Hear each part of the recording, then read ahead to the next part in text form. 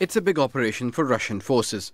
472 hits in Syria this past weekend alone, and not just against ISIL. Most rebels fighting Syrian President Bashar al-Assad are the targets.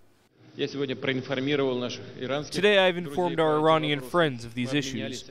We've exchanged views on the situation in Syria. As to the actions of our military, it's a complicated operation involving a large group of forces. Iran is also helping Assad, sending special forces and facilitating Hezbollah fighters. And just days after Putin announced a next phase of operation in Syria, his Iranian counterpart seems ready to provide more assistance. Regarding regional issues and fighting against terrorism, we have been cooperating, and now we have decided to expand the cooperation.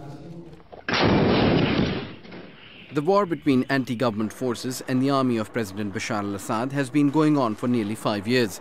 The two sides have been supported by various international powers, turning the internal conflict into a multinational proxy war.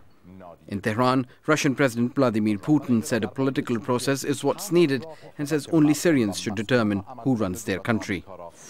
But the Syrian opposition does not trust him. We believe the political closeness being talked about by the Russians is merely a way for them to conceal the crimes they are committing on Syrian soil, which amount to war crimes.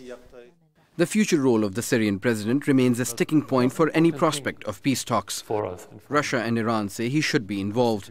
Many Western countries say Assad needs to go, but right now are concentrating efforts on fighting ISIL. Some analysts say that's a mistake. What's actually driving radicalization in the region is the air campaign that's being mounted by the Assad regime against its own people. Russia and Iran are engaged in a fundamentally different conflict. They're engaged in the Syrian war, in a conflict about Syria's future. And I think the United States and its partners need to realize that you can't have a lasting defeat of ISIS that ensures that the group cannot regenerate unless you have a stable Syrian state as well. And for many Syrians, that stability remains a dream in the conflict that's created the worst refugee crisis since the Second World War. Osama bin Javed, Al Jazeera.